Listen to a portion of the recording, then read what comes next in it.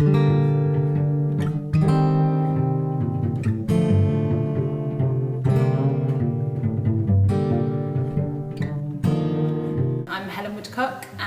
I am one of the founders of the Kindling Trust.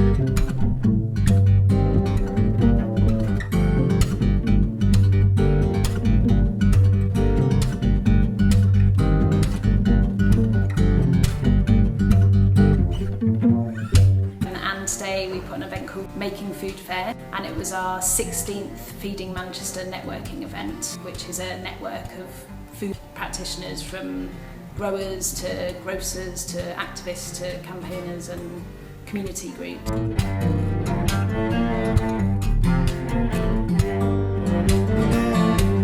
Today's event was basically about trying to look at poverty throughout the food system. So the problems with access to food, but also the problems if you're a producer of being able to make a viable living out of producing sustainable food. And the reason that we put on this event was because it is an issue that comes up again and again of how do you deal with the immediate issues, very immediate issues of food poverty, and yet at the same time knowing that producers don't get paid enough for the work that they do, and trying to look at how you bring those two things together. How do you ever reconcile those two things of access to food but making sure it's sustainable in the long term?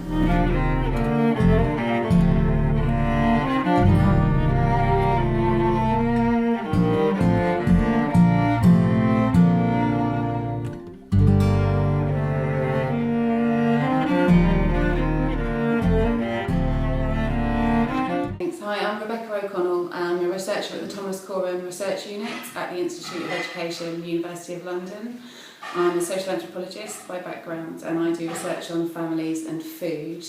I'm currently leading a project, a European funded project on families, food and poverty in 3 countries, Portugal, the UK and Norway. And I've come today just to give a bit of an overview of food and poverty in the UK, to introduce some of the really important recent research that's been done on the subject, and look at a little bit of the context, why people are in poverty now, what their experiences.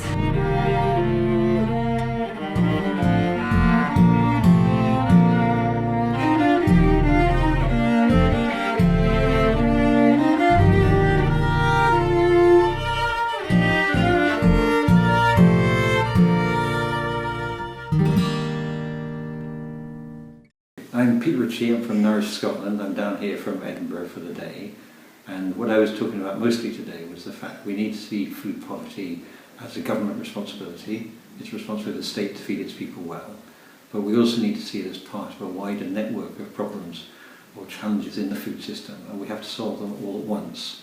So we have to look at food insecurity and hunger, but we have to look at that alongside climate change, alongside biodiversity, alongside public health, and alongside creating sustainable livelihoods in the food system and the food sector.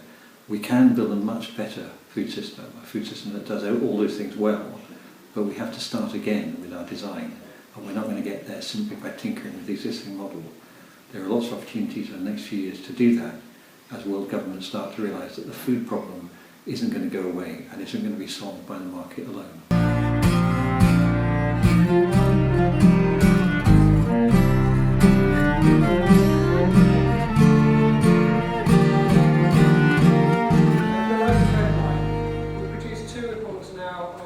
The growth of food banks and what's driving that.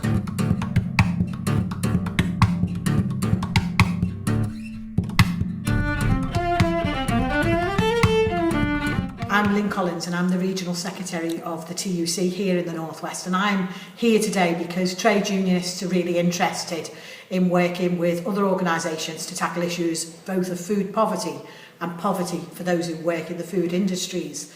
We've highlighted today some of the issues for those who work in the industries, where we've seen casualisation of their work, contracting out of their work, massive numbers of people on 0 hours contracts with no guaranteed work, hardly any employers who pay at the living wage, and the national minimum wage being seen as a maximum in the sector.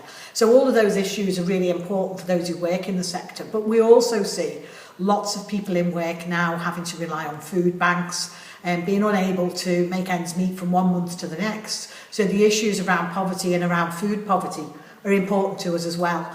And they were highlighted to us by some of our teaching unions who said that they found that children were coming to school hungry and not able to concentrate.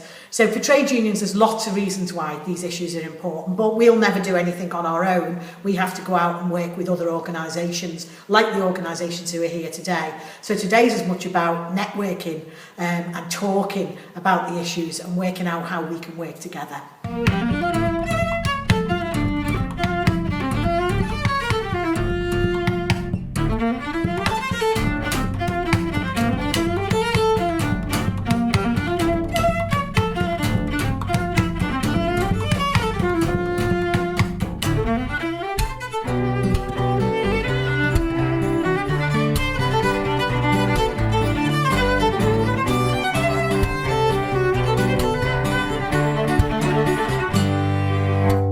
I'm Ben Reynolds from Sustain, which is the Alliance for Better Food and Farming. We are just embarking on some more work on food poverty, having worked on it for the last few years, since we started in 1999, and trying a different approach, more of a campaign approach to food poverty, particularly at a local level, and through at a London level, but also through sustainable food cities, looking at how we can focus beyond the food bank. So there's been a lot of attention on the food bank and emergency provision, but what about the longer term problems related to food poverty? How can we tackle those? And I think one area that we're quite keen on focusing on, what's the public sector responsibility around tackling food poverty? Well, certainly providing citizens with food should be a primary responsibility, but how does that actually unfold in the current responsibilities? So things like free school meal uptake, community meals. We're looking at how can we find those metrics that create a standard of a meaningful standard of good practice that some cities, towns, local authorities are already achieving, and saying and celebrating those who are already achieving it, but also trying to get more places to actually reach that. So we are looking to do this campaign in 2015, and we really hope that Greater Manchester can get involved and sign up to this pledge, this commitment to tackle food poverty across those sorts of themes. Yeah.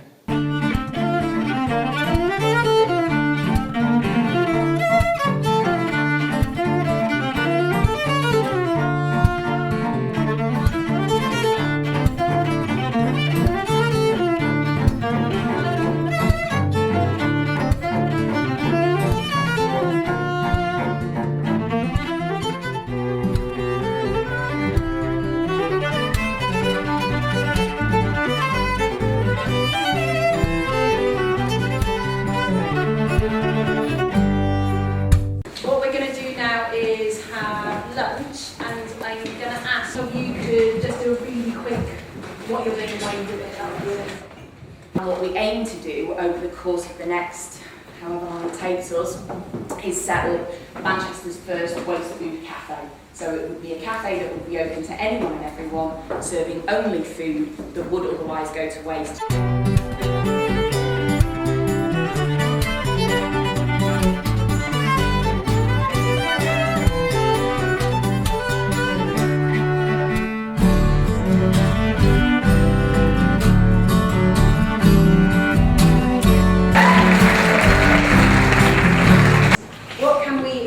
Manchester do in the context of everything we've heard today to create longer term solutions to address poverty throughout the food system.